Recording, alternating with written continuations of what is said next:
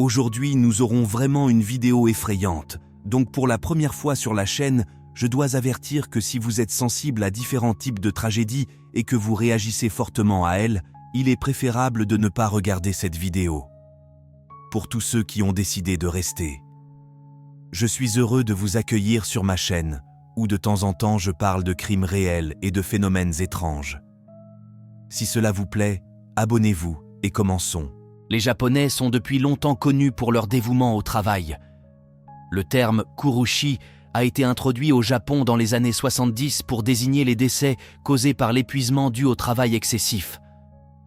Je pense que vous en avez entendu parler. Les managers forcent les employés à accomplir des tâches au-delà de leurs responsabilités et les encouragent à venir au travail plus tôt que prévu. Le départ du travail à l'heure, au contraire, est désapprouvé, et quand les délais sont serrés, dormir sur le lieu de travail est une pratique assez courante. Malgré l'impact négatif sur la société et la santé mentale collective de la main-d'œuvre japonaise, cette tradition malsaine persiste encore aujourd'hui. Et vous savez, parfois on dit que la mauvaise expérience est aussi une expérience. Car vous analysez vos erreurs et avancez en gardant à l'esprit ce que vous avez appris, mais certaines erreurs sont tellement désastreuses qu'il ne reste qu'à observer avec horreur comment tout s'effondre lentement. En 1999, une combinaison de négligence, de cupidité d'entreprise et de mépris total pour la sécurité des travailleurs a conduit à des souffrances inimaginables pour une personne. Le matin du 30 septembre 1999, le technicien de la centrale nucléaire Hisashi Uchi, son collègue Masato Shinohara et leur supérieur Yutaka Yokokawa sont arrivés à la centrale nucléaire de Tokaimura. C'était une journée de travail ordinaire pour eux. Je ne suis ni chimiste ni physicien, mais je vais raconter comme je l'ai compris. L'une des installations de cette centrale était utilisée pour le retraitement de l'uranium. Par la suite, il était transformé en barre de combustible, qui était ensuite utilisé dans d'autres centrales et réacteurs nucléaires. Il n'y avait pas de personnel spécialement formé pour ce rôle, et ce sont les techniciens disponibles à ce moment-là qui s'en occupaient. La procédure était strictement planifiée. De quel réservoir à quel autre transférer les substances et combien de temps tout cela devait être mélangé. Et 3 ans auparavant, l'entreprise avait modifié la procédure officielle de manière à permettre la préparation de la solution de nitrate d'uranium manuellement dans des seaux en acier inoxydable, au lieu de placer les ingrédients dans un réservoir spécial pour la dissolution comme auparavant. C'était, pour le dire doucement, illégal et contraire aux réglementations gouvernementales, mais cela n'avait jamais entraîné d'accident car la concentration d'uranium était toujours extrêmement faible. Lorsque les 3 travailleurs sont arrivés ce jour-là, l'usine accusait déjà un retard de 2 jours dans la livraison des barres de combustible nucléaire. La société mettait la pression sur les employés pour terminer la procédure le plus rapidement possible, et donc les techniciens ont encore plus modifié la procédure. Maintenant, ils mélangeaient la solution de nitrate d'uranium dans des seaux et la versaient manuellement directement dans le réservoir pour les précipitations. De plus, ils utilisaient une concentration d'uranium 7 fois supérieure à celle précédemment utilisée pour produire du combustible aussi rapidement que possible. Et, comme vous pouvez l'imaginer, cela a conduit à des conséquences tragiques. Vers 10 heures du matin, Uchi et Shinohara mélangeaient de la poudre d'uranium dans des seaux, mais utilisaient une concentration 7 fois supérieure à celle autorisée. Uchi se pencha sur le réservoir des précipitations et aida Shinohara, qui se tenait sur une plateforme, et versait le mélange. Soudain, l'alarme de rayonnement gamma retentit pour Uchi et Shinohara. Ils réalisèrent qu'ils avaient commis une terrible erreur. Selon les rapports, ils virent une flash de lumière bleue. C'est ce qu'on appelle l'effet Cherenkov de Vavilov. Cela libère une énorme quantité d'énergie et crée une onde de choc similaire aux bangs soniques des avions supersoniques ou des balles. Cela confirme qu'une réaction nucléaire en chaîne incontrôlée de fission s'est produite, irradiant la pièce avec des doses mortelles de particules gamma. Uchi, qui était le plus proche de l'explosion, a reçu la plus grande dose. Shinohara, qui se tenait à côté, a reçu légèrement moins. Kokawa, assis devant un ordinateur à quelques mètres d'eux, a donc reçu la plus faible dose de radiation. Pour que vous compreniez, la limite internationalement reconnue de sécurité radiologique pour une personne par an est de 20 millisieverts. Une dose considérée comme mortelle est de 5000 millisieverts. Uchi, quant à lui, a reçu 17 000 millisieverts en un instant, ce qui dépasse de 3 fois la dose mortelle. Shinohara a reçu 10 000 millisieverts, tandis que Kokawa en a reçu 3 000. Les 3 hommes se sont immédiatement mis à courir, mais ils n'ont pas pu s'éloigner très loin. Uchi et Shinohara ont immédiatement ressenti une douleur brûlante dans tout leur corps. Ils ont commencé à se sentir nauséeux et à avoir des difficultés respiratoires. Kokawa a également ressenti les effets, bien que moins intensément. Uchi est entré dans le vestiaire, où il a été pris de vomissements et a perdu connaissance sur le sol. L'usine a été évacuée immédiatement pour réparer les dommages et éviter l'exposition d'autres travailleurs aux radiations.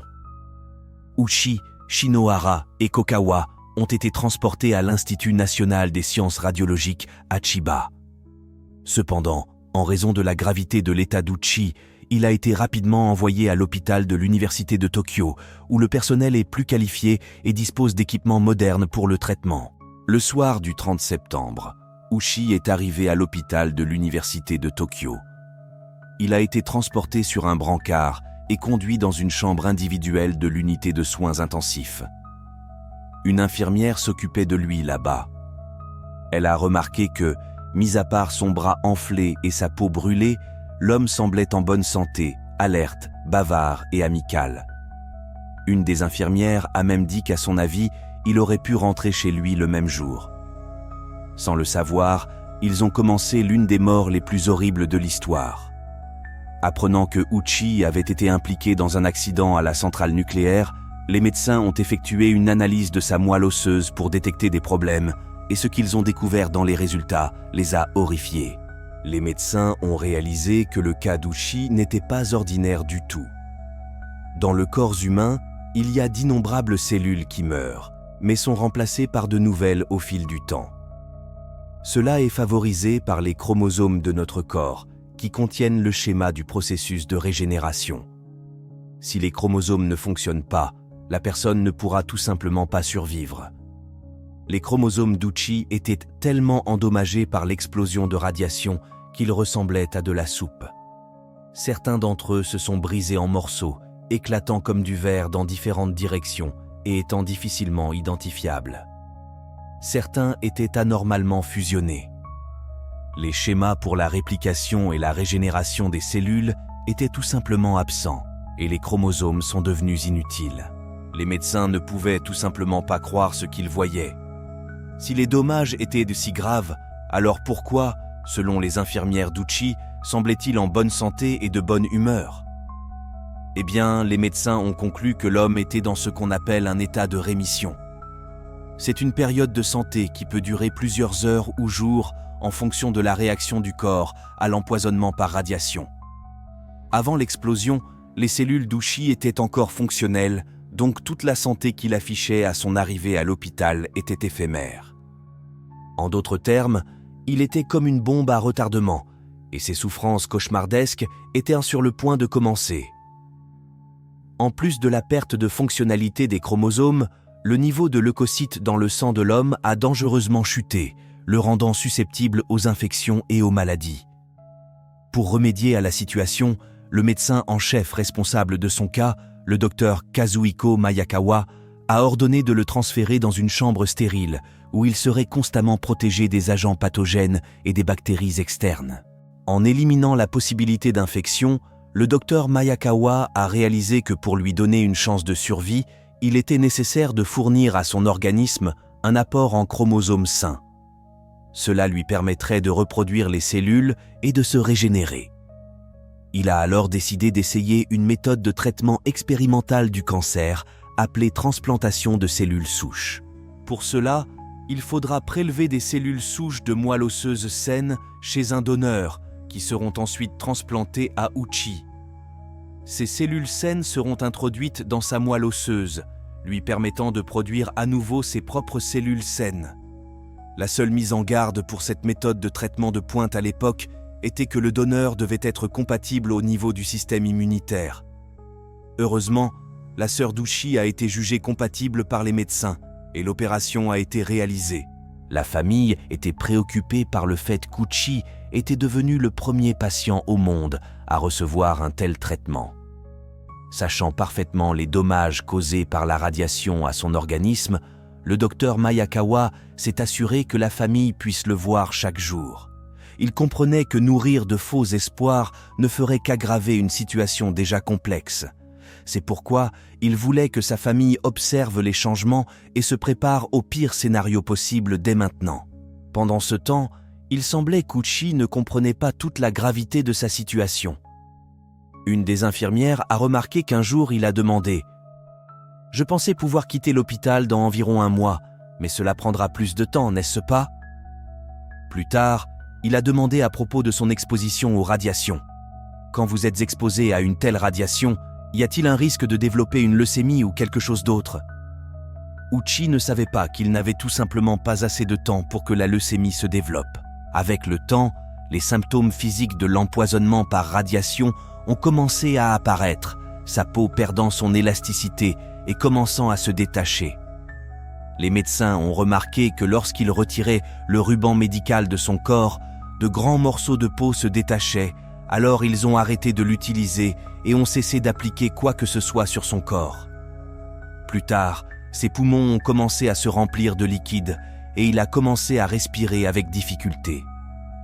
Dans ce moment-là, il lui était déjà difficile de se déplacer et même de parler. Cependant, son moral semblait intact. Il souriait toujours et disait à sa femme « Je t'aime », ce qui, selon les infirmières, était très émouvant. Bientôt, lorsque le liquide a commencé à s'accumuler en permanence dans ses poumons, Uchi a finalement perdu la capacité de respirer. Alors, les médecins ont décidé de le mettre sous respiration artificielle.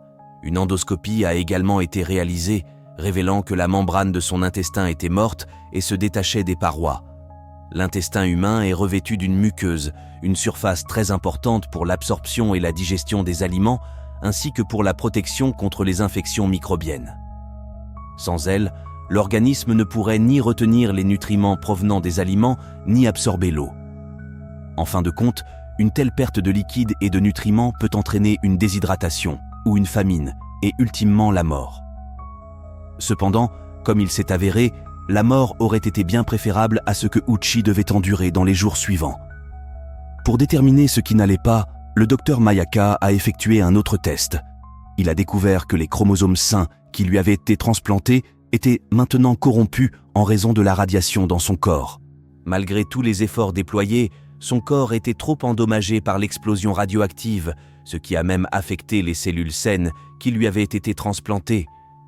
Cela signifiait que Uchi était revenu à la case départ. Le docteur Mayakawa était bouleversé car il savait qu'il devait annoncer cette terrible nouvelle à sa famille déjà pleine d'espoir. Pendant ce temps, Uchi a commencé à rencontrer des problèmes avec son intestin. Il a perdu le contrôle de son intestin et souffrait de diarrhée incessante. En outre, la membrane intestinale détachée lui causait des saignements internes. Il perdait rapidement beaucoup de sang, ce qui obligeait le docteur Mayakawa à lui faire des transfusions sanguines. Imaginez parfois, même 10 fois par jour dans ces conditions, il lui administrait constamment du fentanyl pour soulager sa douleur. Mais sa peau et sa chair continuaient de se couvrir de cloques et de se détacher, ce qui empêchait son corps de retenir les liquides, le mettant en danger de déshydratation totale. D'après les rapports, l'homme perdait jusqu'à 10 litres de liquide par jour, qu'il fallait remplacer par perfusion, dans l'espoir de préserver les couches restantes de sa peau. Le personnel médical enveloppait presque tout son corps de bandages médicaux, espérant ainsi maintenir la peau en place et l'aider à retenir les liquides, mais cela n'a pas fonctionné. Les bandages étaient complètement imprégnés de sang. En seulement quelques heures, la perte de liquide était si importante que les médecins devaient mesurer sa quantité pour savoir combien il fallait réinjecter. À ce moment-là, Uchi était déjà désespéré. Une infirmière a noté ces mots. « C'est assez. Je rentre chez moi. S'il vous plaît, arrêtez. » On rapporte qu'à l'état de délire, Uchi appelait sa mère. En raison de la perte d'élasticité de sa peau, ses paupières ne pouvaient plus se fermer, et selon les rapports, il pleurait du sang en raison de la douleur intense. On lui administrait de fortes doses de différents médicaments pour l'aider à dormir et à soulager la douleur. Le docteur Mayakawa a parlé à la famille d'Uchi et leur a dit que son état ne s'améliorerait probablement pas et qu'il deviendrait probablement pire. La famille a demandé de faire tout leur possible pour sauver la vie d'Uchi. Mais la seule chose qu'ils pouvaient essayer était une greffe massive de peau cultivée en laboratoire. Le docteur Mayakawa espérait que si la peau prenait, cela aiderait à retenir les liquides et à gagner du temps pour trouver d'autres moyens de l'aider. Malheureusement, en raison de la grande quantité de liquide perdu à travers les zones ouvertes du corps, la peau n'a pas pris et s'est rapidement détachée. 2 mois se sont écoulés depuis l'admission d'Uchi à l'hôpital. Il a subi de multiples transfusions sanguines, des greffes de peau et de cellules souches. Il respirait avec l'aide d'une ventilation artificielle. Sa peau s'était décomposée. Ses yeux ne pouvaient ne pas se fermer même en dormant car il n'avait pas de paupières. Du sang coulait de ses intestins et il ressentait constamment une douleur lancinante, mais il était en vie. La perte de sang abondante et les transfusions sanguines constantes ont eu un effet secondaire. Le cœur d'Uchi battait à plus de 120 battements par minute, comme lors d'une course de marathon.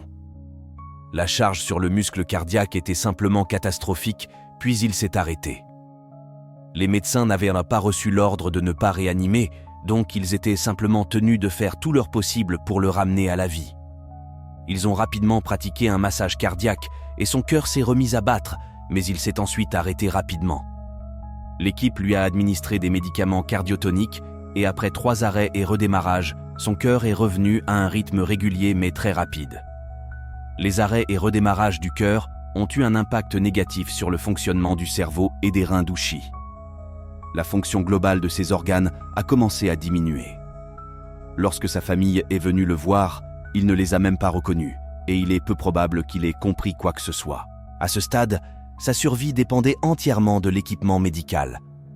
Les cellules immunitaires d'Uchi sont devenues anormales et ont attaqué les rares leucocytes sains qui lui restaient.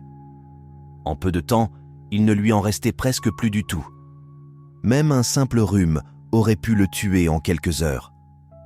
La 81e nuit après son admission à l'hôpital, le docteur Mayakawa a réuni les membres de sa famille et leur a annoncé qu'il était impossible de sauver Uchi. Il leur a également expliqué qu'il ne devrait pas être réanimé si son cœur s'arrêtait à nouveau. La famille a accepté et signé l'ordonnance de non-réanimation dans l'espoir de le libérer de ses souffrances. Et le 83e jour de ce cauchemar, le cœur d'Uchi s'est arrêté et il est décédé. Il est difficile de déterminer qui est responsable dans cette histoire. Bien sûr, la principale culpabilité incombe à l'usine où travaillait Uchi, mais faut-il blâmer les médecins qui ont utilisé tous les moyens pour tenter de le sauver, ou sa famille qui rêvait de sa guérison et s'accrochait à toute possibilité? Je ne sais pas, je sais seulement que personne ne mérite cela.